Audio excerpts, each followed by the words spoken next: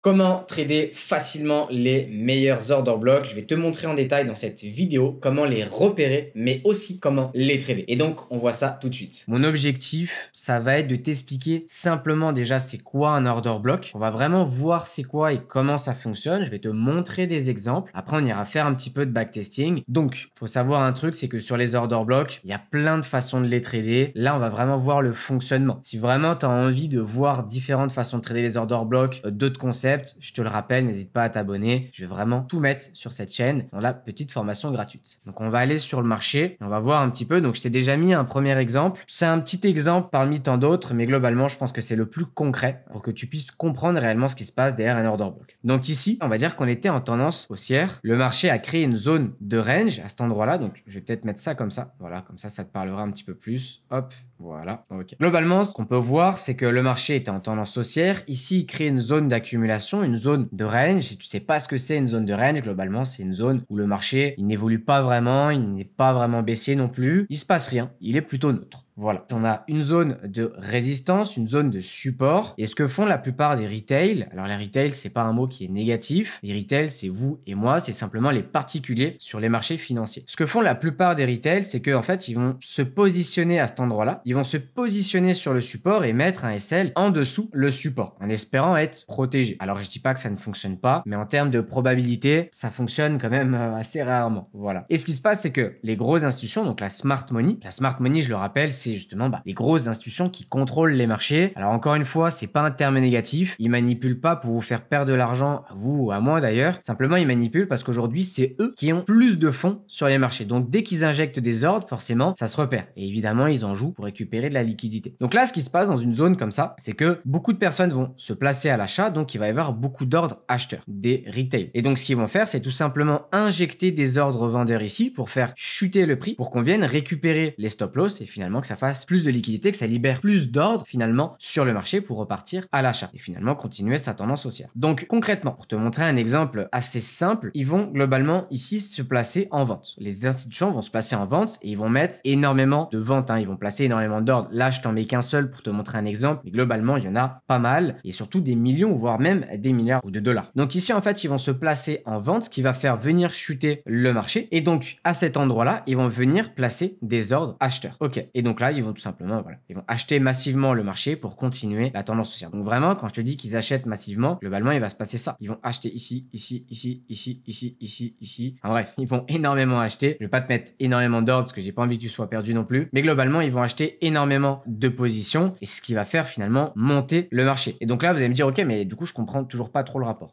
Le rapport, c'est que ces positions-là, finalement, elles seront en négatif parce que globalement, ils vont pas clôturer une position comme vous et moi. Vous et moi, on va prendre notre téléphone et on va tout simplement cliquer sur fermer la position sur MT4 dans la plupart des cas. Sauf que eux, ça fonctionne pas pareil. Eux, il faut qu'ils reviennent en fait sur les positions pour les clôturer manuellement, faire une petite manipulation. C'est quelque chose qu'on verra bien plus tard dans les prochaines vidéos, ce qui nous permettra d'ailleurs de nous positionner avec le meilleur ratio. Et donc, en faisant ça, justement, c'est là où ils vont clôturer leurs précédents ordres et continuer à l'attendre. Et donc, je pense que vous me voyez venir. Le marché, ce qu'il va devoir faire à ce moment-là, c'est tout simplement revenir sur les précédents ordres vendeurs pour clôturer justement ces positions pour ensuite repartir à l'achat. Et donc, c'est exactement pareil. Ici, on se sera placé à la vente. Parfait. On aura vendu le marché jusqu'ici. Et à cet endroit-là, on aura réacheté le marché. Ok. Et en fait, là, on aura le même schéma. Tu vas me dire, ok, mais du coup, il va falloir en fait qu'on revienne encore une fois sur l'order block pour continuer la tendance. Exactement. Et en fait, c'est pour ça qu'on crée une tendance. En tout cas, les grosses institutions ne créent pas une tendance juste pour faire beau sur le marché. Ils créent une tendance parce qu'ils ont un intérêt derrière. Dites-vous un truc. Quoi qu'il arrive sur le marché, il y a une raison. Le marché est en range pour une raison. Le marché revient sur un certain point pour une raison. Il y a toujours une raison. Il n'y a pas de hasard. En fait, on peut pas laisser de hasard avec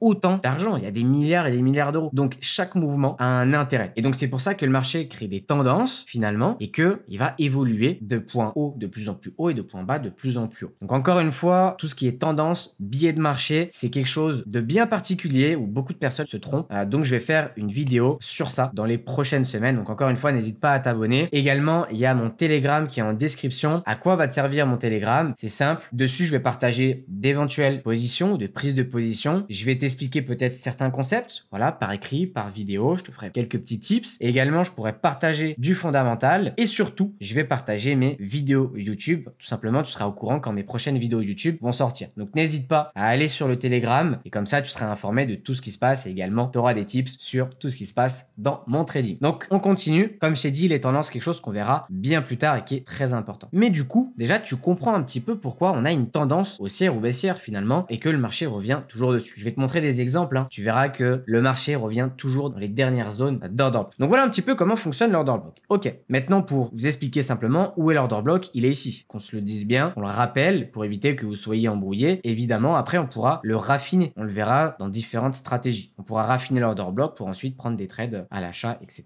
etc. Ok, donc maintenant sur le marché, comment trouver un order block? Parce que du coup, on comprend comment fonctionne l'order block. Maintenant, vous le comprenez, mais comment le trouver? Et ça, je pense que pour la plupart, vous savez un petit peu. Je vais vous montrer un pattern. J'aime pas trop le mot pattern, mais ça reste un pattern quand même. Donc, on va dire qu'on était en tendance baissière sur ce marché. Et donc, on remonte pour venir clôturer les précédents ordres acheteurs pour continuer la tendance baissière. Donc, on revient sur le précédent order block. Parfait. Mais c'est pas celui-là qu'on va prendre en compte. C'est juste pour vous mettre dans le contexte. Et ici, on va créer une bougie haussière, une deuxième bougie haussière et ensuite une grosse bougie baissière. Qu'est-ce qui se passe réellement? Les institutions achètent à cet endroit-là. Elles achètent ici. Et là, elles arrêtent d'acheter et elles vendent violemment le marché. Donc ici, il va y avoir un décalage. Et donc forcément, hop, les ordres en achat à cet endroit-là vont être en négatif. Il va falloir les clôturer. Le marché va donc revenir dans les précédents ordres acheteurs qu'ils auront mis tout simplement sur le marché. Et donc, on va pouvoir mettre notre order block de cette façon-là, revenir sur la dernière bougie acheteuse du marché pour que tout simplement, bah voilà, le marché revienne sur le dernier order block. Et ensuite, nous, on essaiera de prendre une position si on a les confirmations nécessaires, évidemment. Voilà, je vous rassure, les confirmations, encore une fois, c'est des choses qu'on verra et que je mettrai dans ma formation gratuite sur YouTube. Ensuite, on peut voir juste en dessous, problème, il y en a partout. Ça, parce que je sais que c'est quelque chose qui ressort énormément. Beaucoup de personnes sont un petit peu perdues parce qu'il y a beaucoup d'order block. Parce qu'en fait, finalement, quand on comprend réellement ce qui se passe, les order block, il y en a absolument partout. Et donc, le but, c'est de mettre un maximum de probabilité de notre côté. Première étape, suivre la tendance. Parce que si on revient sur ce schéma, globalement, le marché, ce qu'il va faire, c'est qu'il va revenir sur ses précédents order block pour ensuite, finalement, continuer dans sa tendance. Parce que son objectif, c'est d'atteindre un prix, par exemple, plus haut pour venir clôturer leur position et récupérer des bénéfices. Globalement, je l'explique comme ça, c'est un petit peu différent, mais globalement, on va dire que c'est comme ça que ça se passe. Donc, ils ont tout intérêt, finalement, à continuer leur tendance. Donc, première étape, trader dans la tendance. Je pense que c'est quelque chose, ça fait longtemps que vous l'entendez. Il y a une raison derrière tout ça. Il y a des ordres qu'on appelle les ordres protégés que je vous montrerai durant les prochaines vidéos. Donc, en deuxième, lobby ne doit pas être mitigate. Ça veut dire quoi? Ça veut dire que globalement, je vais donner un exemple assez concret. Imaginons qu'on était en tendance baissière. Hop, hop, hop. Voilà. On crée un petit order block. Parfait. Le marché chute et il revient.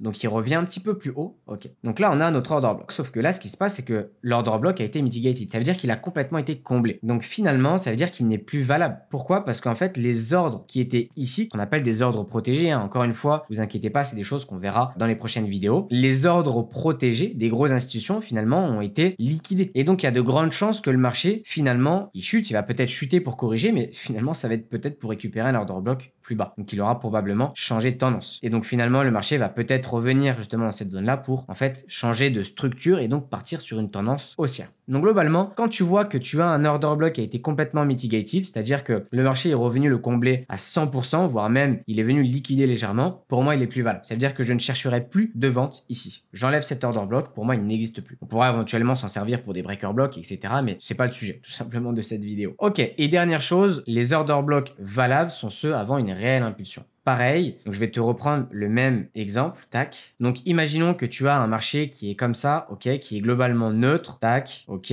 Le marché n'avance pas réellement. Imaginons que tu vois un order block qui est ici. Est-ce que tu vas t'en servir? Non. La réalité, c'est que tu vas pas t'en servir. Pourquoi? Parce que le marché ici, il n'y a pas de réelle tendance. On peut voir que le marché est plutôt dans une phase assez neutre. Il est dans un range. Il ne crée pas de vraie tendance. Il n'y a pas d'impulsion. On ne peut pas vraiment qualifier ça d'order block. Alors évidemment, peut-être que le marché va réagir dessus et partir dans le bon sens. Mais encore une fois, c'est une question de probabilité. Il y a beaucoup plus de probabilité que le marché finalement ne réagisse pas du tout sur cet order block et finalement tu te fasses liquider. Non, le but c'est vraiment d'attendre. Ok, donc même si tu as une petite zone de range, à partir du moment où tu vas avoir ton order block et que le marché va violemment chuter, tu as ton expansion. Là, l'order block qu'il est valable. Là, quand tu reviens dessus, c'est intéressant de chercher une vente. Mais avant ça, c'est très clairement pas intéressant. Ensuite, pour terminer, principe important, la higher time frame est beaucoup plus importante que la lower time frame. Ça veut dire qu'un order block en D1, par exemple, est beaucoup plus important qu'un order block en H4, H1, M3, M1. Il faut toujours privilégier, selon ce que tu vas faire comme analyse, évidemment, toujours privilégier la higher time frame. Donc là, on est sur le GBP CAD. Auparavant, on était en tendance haussière et donc je vais te montrer un cas concret sur les marchés. Qu'est-ce qu'on a ici? On était dans une petite zone de range, une petite zone d'accumulation. Le marché, il chute avant de partir à la hausse, donc il crée une énorme bougie baissière. Je vais même t'enlever ça pour que tu vois un petit peu mieux. Donc on a créé une belle bougie baissière avant d'exploser à la hausse. Et donc là, notre order block, il est exactement ici. Alors, est-ce qu'on prend la mèche? Je sais que ça, c'est la grande question. La réalité est que oui, on prend la mèche. Pourquoi? Parce que globalement, comme je t'ai appris les order blocks, il faut comprendre un truc, c'est que tu aies une bougie ou une mèche, c'est tout simplement une trace des marchés. C'est une trace des grosses institutions, des ordres qui ont été injectés. Et donc, si tu as une mèche vendeuse à cet endroit-là, ça veut dire que le marché finalement est monté. Donc, il y a eu certes des ordres d'acheteurs, mais aussi des ordres vendeurs. Parce que à cet endroit-là, il a fallu forcément qu'ils mettent des ordres vendeurs pour que le marché chute. Donc, oui, on prend la mèche. On peut voir que le marché réagit sur l'order block.